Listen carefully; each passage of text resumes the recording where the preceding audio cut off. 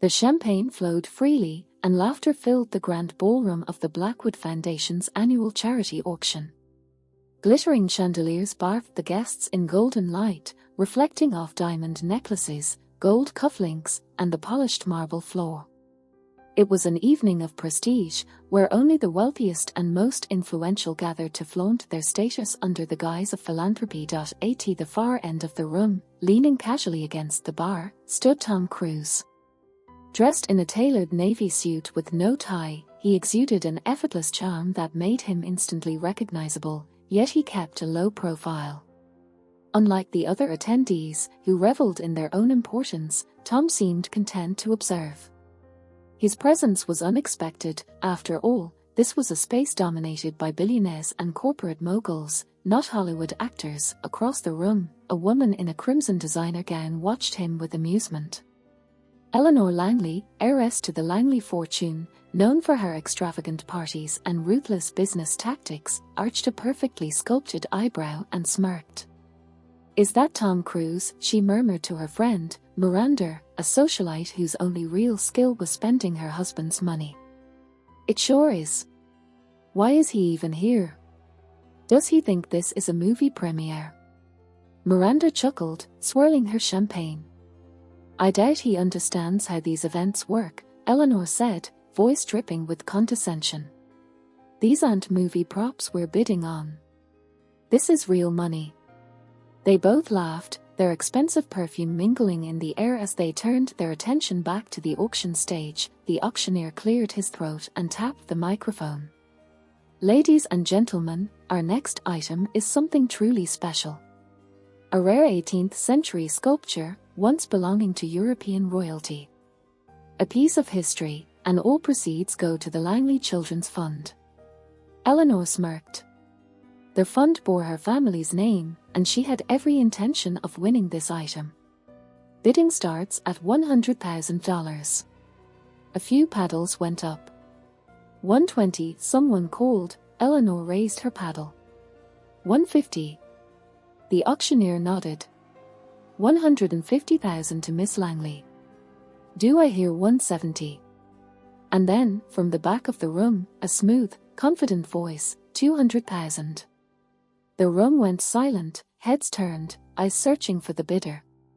Eleanor's expression stiffened as she slowly turned toward the source. Tom Cruise had casually lifted his paddle. The murmur in the room grew. The actor. Bidding against Eleanor Langley. The very idea was absurd. Eleanor's lips curled into an amused smirk. "He's joking," she whispered to Miranda. "There's no way he's serious." The auctioneer, momentarily taken aback, recovered. "We have 200,000 from Mr. Cruise. Do I hear 220? Eleanor's smirk faltered. He wasn't joking. Her paddle shot up. 250. Tom, unfazed, lifted his paddle again. 300,000. A ripple of gasps filled the room. Eleanor's jaw tightened. The game had changed. She wasn't about to lose. 350, she snapped. Tom barely hesitated. 400. The entire ballroom was now silent. Even the clinking of glasses had stopped. Eleanor's fingers gripped her paddle so tightly her knuckles turned white. This was impossible. Who did he think he was? She hesitated. The auctioneer's voice rang through the stillness. $400,000 to Mr. Cruise. Any further bids? Eleanor clenched her teeth. She could go higher, but the way people were looking at her, it wasn't admiration anymore. It was something else. Tom Cruise was stealing the spotlight. Her pride warred with her instincts, but she knew when to fold. With a forced smile, she set her paddle down. "I concede." The room burst into applause. Tom simply nodded, unfazed.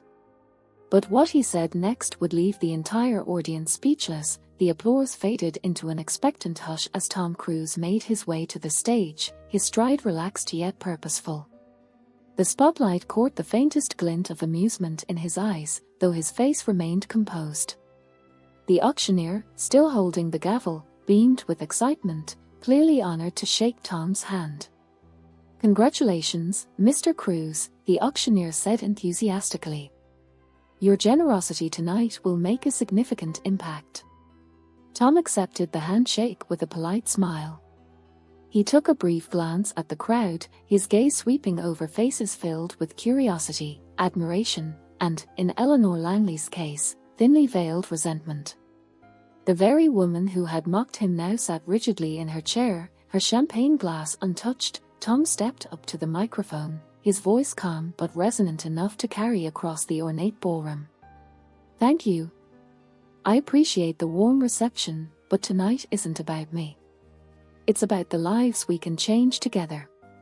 The room grew still, as if even the chandeliers leaned in to listen. "I know many of you bid tonight out of tradition or prestige, but sometimes it's easy to forget why we're really here. This isn't about winning an artifact to display in some glass case. It's about impact.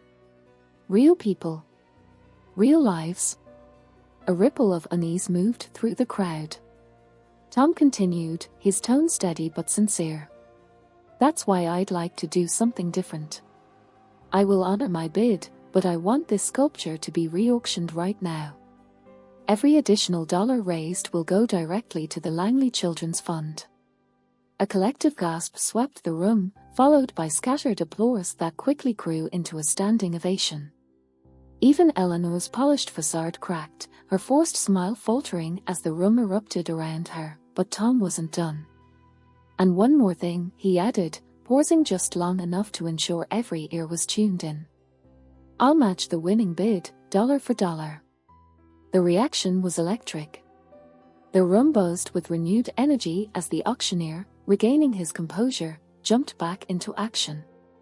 Paddles shot up faster than before, driven by both genuine inspiration and the competitive urge to be part of this extraordinary moment. Eleanor sat frozen, watching as the artifact she had desperately wanted to win became a symbol of something far greater than status. The bid soared past her final offer in mere moments, each paddle raised a silent testament to the shift Tom had orchestrated. By the time the gavel fell, the artifact had sold for an additional $300,000. True to his word, Tom matched it, bringing the total contribution to an astounding $1 million. As the applause thundered once more, Tom quietly stepped away from the stage, blending back into the crowd as if nothing had happened. But for Eleanor Langley, everything had changed. The night air outside the Blackwood Foundation's ballroom was crisp, carrying a faint hint of salt from the nearby ocean. Inside, however, the atmosphere had shifted from one of shallow opulence to something far more profound. Conversations buzzed with renewed energy, not about designer labels or exclusive vacations, but about Tom Cruise's unexpected act of generosity. But not everyone was swept up in admiration. Eleanor Langley stood near the towering windows, her reflection fractured against the glass as the city lights shimmered beyond. She clenched her clutch tighter than necessary, her jaw set. Losing was not something she was accustomed to, especially not in front of an audience she prided herself on impressing. Yet, it wasn't the loss itself that unsettled her. It was the way Tom Cruise had made her feel, small, irrelevant, exposed. "Are you okay?" Miranda's voice, sugar-sweet with concern, broke through Eleanor's thoughts. "Of course," Eleanor replied curtly, forcing a smile. "Why wouldn't I be?" But as she glanced across the room, her eyes met Tom's. He wasn't surrounded by admirers or basking in the attention. Instead, he stood quietly near the charity's organizers, speaking with a young woman holding a small notebook, likely a volunteer. His posture was relaxed, his smile genuine.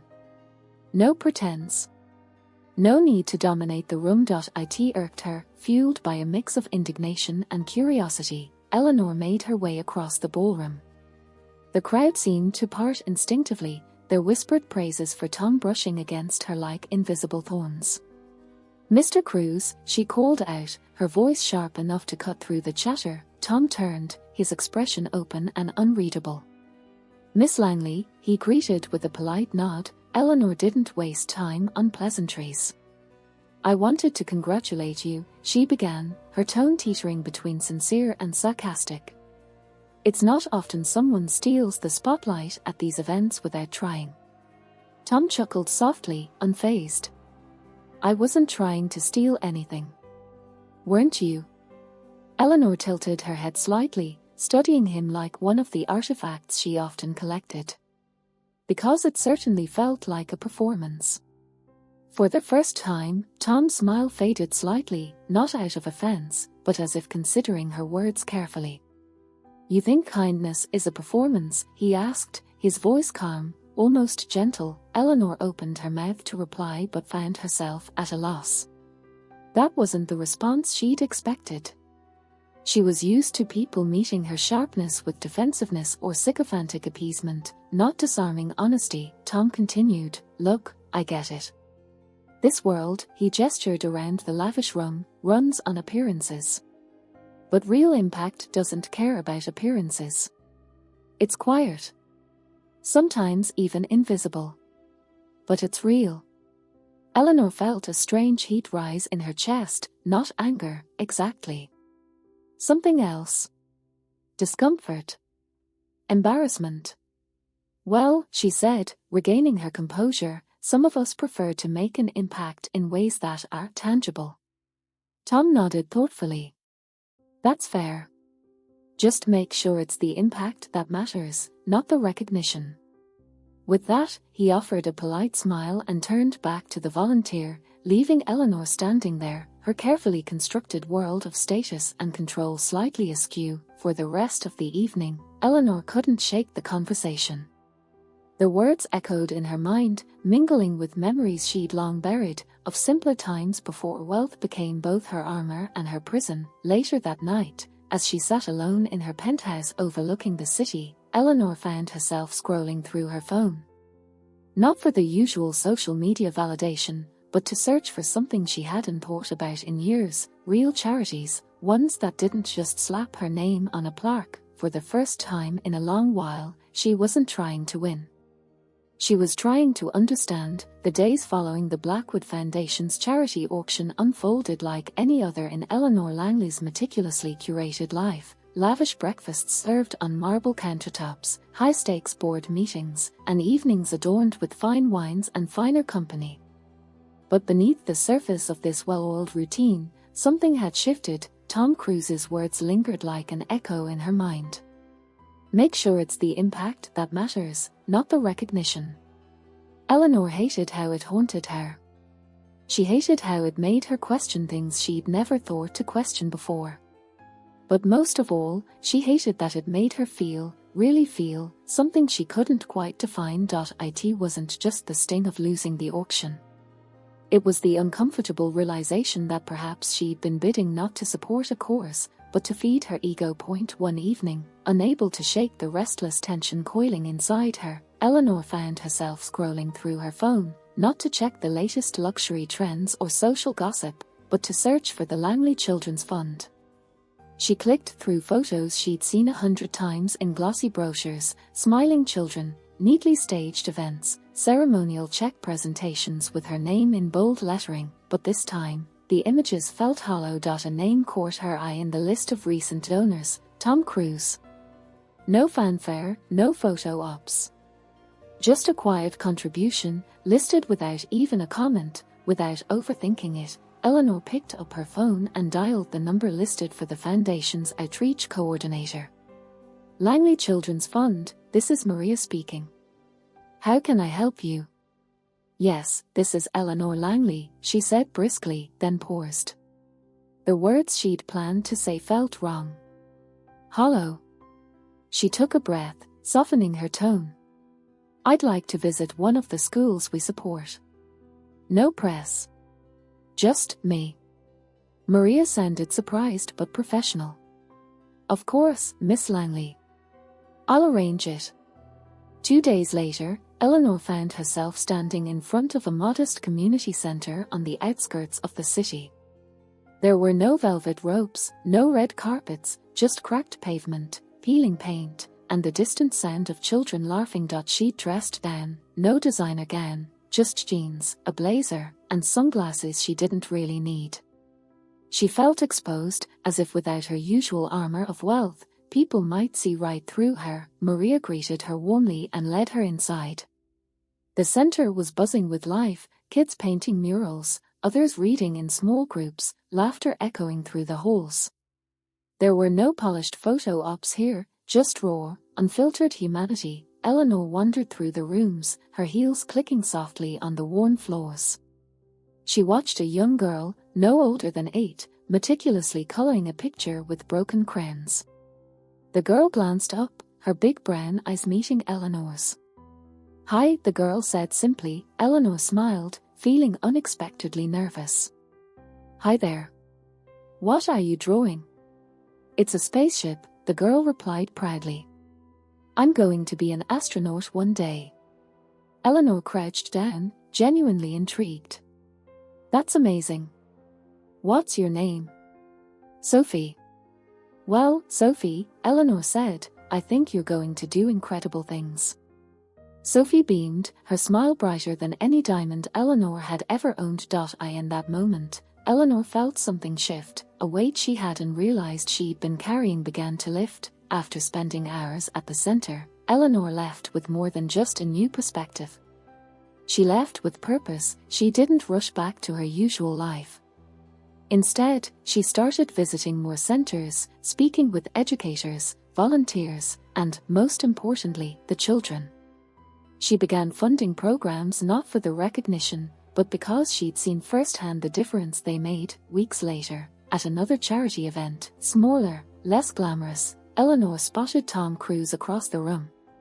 No fanfare surrounded him, just quiet conversations and genuine smiles from those he spoke with. Summoning her courage, Eleanor approached him. "Mr. Cruise," she greeted, her tone softer, more sincere. Tom turned, offering that same warm, unassuming smile. "Miss Langley. Good to see you again." "I wanted to thank you," she said, surprising even herself. "Not for the auction. For what you said that night. It stayed with me." Tom's smile widened slightly, though he said nothing, allowing her to continue. "I thought I understood what charity meant," she admitted. "But I was wrong. I've seen things differently since then. So, thank you." Tom nodded thoughtfully. "I didn't do much. You did the hard part, listening." Eleanor chuckled softly. "It wasn't easy." "It never is," Tom replied. "But that's how we grow." For the first time in a long while, Eleanor felt genuinely seen, not as an heiress, not as a socialite, but as a person trying to be better, and maybe, just maybe, that was worth more than any auction. When months had passed since the night of the Blackwood Foundation's auction, but its ripple effect continued to unfold, not just in Eleanor Langley's life but throughout her circles, where conversations had shifted from luxury cars and exotic vacations to purpose, impact, and authenticity. Eleanor had changed, though not in the dramatic, headline-grabbing way people might expect. There were no grand declarations, no PR campaigns highlighting her transformation. Instead, the change was quiet, steady, woven into the very fabric of her daily life. She'd sold off several of her extravagant possessions, not because she needed the money, but because they no longer held the same meaning. The sprawling penthouse filled with art pieces that once served as trophies of her status now felt hollow. She moved into a smaller space, one filled not with priceless antiques, but with photos of the children she'd met, letters from students whose scholarships she'd funded, and simple mementos that carried real stories. But the true test of her transformation came when she was invited to speak at the Langley Children's Fund's annual gala. The event was, as always, impeccably organized, glittering chandeliers, elegantly dressed guests, and an air of prestige. But this time, the atmosphere was different. Eleanor had ensured it. Instead of the usual opulent displays, the evening's focus was on the stories of the children they supported. Videos played showcasing real impact, classrooms built, lives changed, futures rewritten. When it was her turn to take the stage, Eleanor felt a flicker of nerves. Not because she was afraid of speaking, but because this was the first time she wasn't performing. She stood at the podium, her tailored dress simple, her jewelry understated. The room grew silent. "Good evening," she began, her voice steady. "For years, I believed charity was about writing checks, attending events like this, and seeing my name on plaques. I thought that was enough. But I was wrong." A ripple of surprise moved through the crowd. This wasn't the polished, self-assured Eleanor Langley they knew. This was someone real. "A while back," she continued, "someone challenged me, not with judgment, but with a simple question: are you focused on the recognition or the impact?" It was uncomfortable. It made me confront things I didn't want to face about myself. She paused, scanning the room. In the crowd, she saw familiar faces: business moguls, celebrities, socialites. And then, near the back, she saw him, Tom Cruise. He wasn't dressed to stand out, just a simple suit, his expression calm and attentive. He offered a small nod, a gesture of quiet encouragement. "Since then," Eleanor went on, "I've visited the places our donations support. I've met the children, the teachers, the families. I've seen how even the smallest acts of kindness ripple out in ways we can't imagine." Her voice softened, filled with genuine emotion. "I'm not here tonight to ask you for money. I'm here to ask for something harder: to care. Truly care. Not just for the sake of appearances, but because it matters." The room was silent, but not out of discomfort. It was the silence that comes when people are genuinely listening. "We all have the power to make a difference," she concluded. "Not through grand gestures, but through small, consistent actions fueled by empathy and sincerity. That's the legacy we should strive for, not wealth or status, but impact." When she stepped away from the podium, the applause was immediate and thunderous, not the polite, obligatory clapping that often followed such speeches, but something raw and real. After the event, as guests mingled, Eleanor felt a tap on her shoulder. She turned to see Tom standing there, his trademark smile warm and sincere. "That was a great speech," he said simply. Eleanor smiled back. "I had a good teacher." Tom chuckled softly. "You were always the teacher. You just had to find the lesson." They talked for a while, not about fame, not about money, but about life, purpose, and the strange, beautiful ways people can change. As the evening wound down, Eleanor realized something profound. The auction all those months ago wasn't just a turning point, it was the beginning of a story, one that didn't end with a winning bid, but with a life transformed, not just hers, but everyone she touched since.